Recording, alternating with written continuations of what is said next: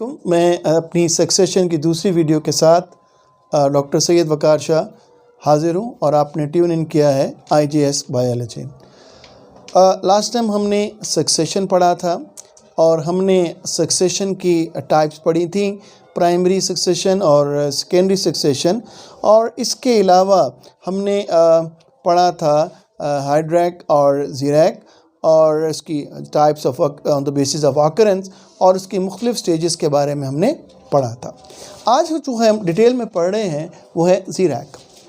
अपनी previous video के अंदर मैंने आपको बताया था कि जब कभी भी आपकी सक्सेशन इनिशिएट करेगी in the area where there is a deficiency of water, जहाँ पानी की कमी होगी, तो उस एरिया के अंदर जो सक्सेशन होगी उसे हम ज़ीरैक कहेंगे।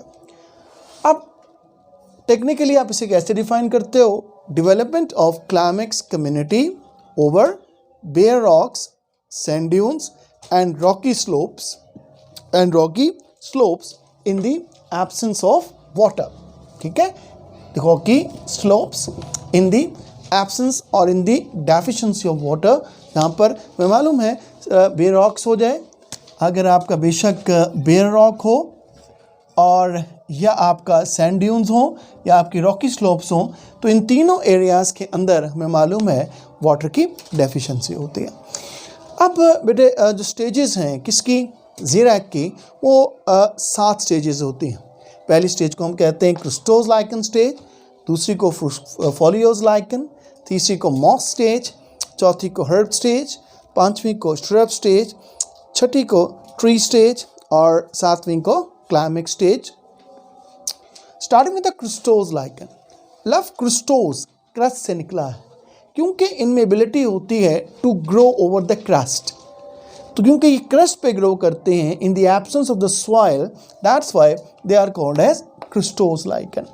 मैंने अपने प्रीवियस जो मेरा लेक्चर था उसमें बताया था कि ये पायनियर्स होते हैं क्योंकि ये पहले वेजिटेशन होती है जो कि आपके बेयर रॉक के ऊपर आकर इन्वेड करती है।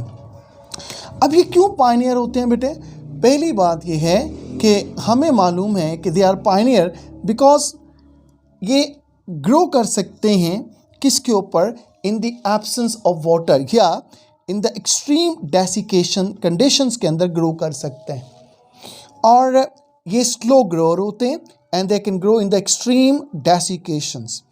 ये absorb करते हैं water like a sponge. ये sponge की तरह, आपने phylum Porifera में sponges पढ़ा है, तो they can absorb water like a sponges और ये can grow, एक छोटी सी रेन की फुहार जो होती है इनके लिए काफ़ी होती है ग्रो करने के लिए। तो that's why ये जो हैं pioneers हैं। क्यों? Because they can grow in the extreme desiccation. और हमारे पास इस एग्जाम्पल क्या है बेटे, आपका लेकानोरा एंड राइनोडेना।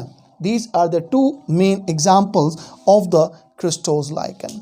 अब क्रिस्टोज लाइकन जो होते हैं बेटे, ये जो है ये ग्रो करते हैं, क्रस्ट को कवर करते हैं, और ये जो जब एक अपनी इनकी डेथ एंड डिकेइंग प्रोसेस से एक लिटिल सॉइल एक्यूमुलेट हो जाती है। जब भी एक लिटिल सॉइल एक्यूमुलेट करती है आपके रॉक्स के ऊपर, तो ये टाइम होता है कि आपके फोलियोज लाइकन एरिया पर जो है इन्वेड करेंगे। लिहाजा दे आर वेटिंग कि a little soil accumulated over rocks.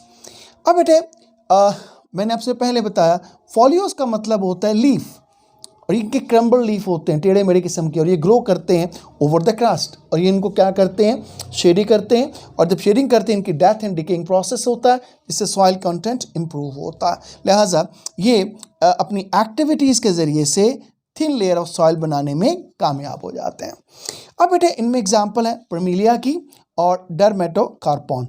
ये जो 2 एग्जाम्पल्स हैं they are very important from examination point of view because ये MCQ सेट होता है यहाँ से। तीसरी स्टेजेस है बेटे मॉस। जब foliose lichen activity and the crustose lichen activities जो होती हैं सफिशिएंट सॉइल एक्यूमुलेट करने में कामयाब हो जाती हैं, तो उस वक्त मॉस जो होते हैं वो इन्वेड करते हैं। ठीक है, तो ये sufficient soil has been accumulated in the depression of rocks. जब sufficient soil depression of rocks में कमलेट होगी तो फिर जो होंगे मॉस जो होंगे वो एरिया पे इन्वाइट करेंगे। अब जो पहले मॉसेस आएंगे वो जीरिक होंगे। जीरिक मीन्स जीरोफिटिक होंगे because these mosses can grow in the dry condition. ये ड्राई कंडीशन में ग्रो करने की एबिलिटी रखते होंगे। अब आपको मालूम होगा कि ये मॉस इन्हें शेड करेंगे, जब इनके शेड होगा इनकी डेथ होगी, इनका डिकेइंग प्रोसेस होगा और ये क्या करेंगे बेटा कि ये एक जो है सॉइल का एक कवर बनाने में कामयाब होंगे, इससे आपका जो बेयर रॉक होगा वो डिसअपेयर होना शुरू हो जाएगा। और इसकी खासियत क्या होगी सॉइल कवर की कि ये कैन होल्ड वाटर, ये suitable amount of water hold कर सकते होंगे। जब ये suitable amount of water hold कर सकेंगे तो ये जब तो उस वक्त वो टाइम होगा कि जब आपके हर्ब्स जो होंगे वो आपके इस एरिया में इन्वेट करेंगे। और हर्ब्स कब आते हैं बेटे? जब एक हेल्दी सॉइल एक्यूमुलेट होती है ओवर द रॉक, तब आपके जो है हर्ब्स आते हैं। हर्ब्स आपको मालूम है एनुअल भी होते हैं, बाइनियल भी होते हैं और पीरियल भी होते हैं। सबसे पहले बेटा एनुअल आता है। एनुअल जो होते हैं जो आपकी जो ग्रो करते हैं सॉइल के अंदर, इनकी रूट्स जो होते हैं बेटे डीपली मूव करती हैं इनसाइड द सॉइल। और इनकी जो रूट में एक और ख़ासियत होती है कि ये एसिड रिलीज़ करती हैं।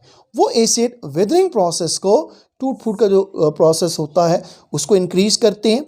और इसके अलावा आपको मालूम है कि मॉस और इनके जो लीफ लिटर होता है वो भी एक्यूमुलेट होता है, उसकी डिकम्पोजिशन होती है और इससे क्या बनना शुरू होती है, ह्यूमस कवर बनना शुरू होता है। एंड हमें मालूम है कि जो ह्यूमस होता है वो क्या होता है बेटे कि वो एक आपका फर्टाइल सॉइल कवर होता है और ये it's very important for the growth of the plant. अब हमें मालूम है बेटे कि जब हर्ब कवर करेंगे एरिया को तो इनके लीव्स लार्ज होते हैं, ये कवर बनाएंगे। जब कवर बनाएंगे तो ट्रांसपायरेशन रेट डिक्रीज़ करेगा और टेम्परेचर इंक्रीज़ करेगा। और जब आपकी कंडीशन इस किस्म की हो जाएंगी तो आपके बाइनियल और प्रीनियल जो होंगे हर्ब्स जो होंगे वो उस एरिया के अंदर आना शुरू हो जाएंगे। नेक्स्ट स्टेज है बेटा श्रब स्टेज। श्रब जो होते हैं बेटे हमें मालूम है कि जो पहले श्रब आते हैं एरिया के अंदर वो जीरिक होता है, वो एक्सट्रीम कंडीशंस को विथस्टैंड कर सकते हैं।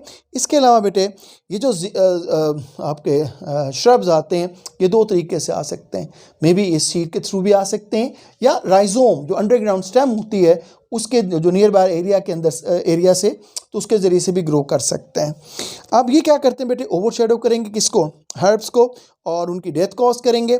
इससे क्या होगा कि जो एक्टिविटीज़ ऑफ सॉइल मेकिंग है वो इन्हेंस करेगी। अब आपकी बुशेस इन्वेट करेंगी, बुशेस बनना शुरू हो जाएंगी, इसे झाड़ियाँ बोलते हैं हम लोग उर्दू में, वो डेवलप होना शुरू हो जाएंगी। जब आपकी बुशेस डेवलप होना शुरू हो जाएंगी तो बर्ड्स का कैमोफ्लेज आसान होना शुरू हो जाएगा।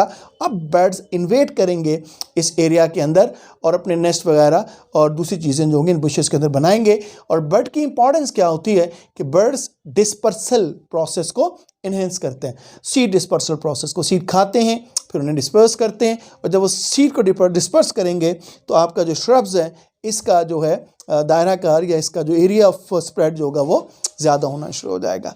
ट्री स्टेज बेटे जब आपके श्रब्स जो हैं इतनी सॉइल एक्यूमुलेट कर लेंगे कि आप जो है इसमें ह्यूमस भी कवर भी होगा और दूसरी सॉइल भी होगी तो फिर क्या होगा बेटे कि यहाँ पर प्रॉपर सॉइल कवर डेवलप हो जाता है। अब ये टाइम होता है जब जो ट्रीज़ हैं, जो बड़े बड़े दरख्त हैं, वो इस जगह पे आना शुरू हो जाते हैं थ्रू डिस्पर्सल और ये सीड्स आपके यहाँ पर ग्रो करना शुरू करते हैं।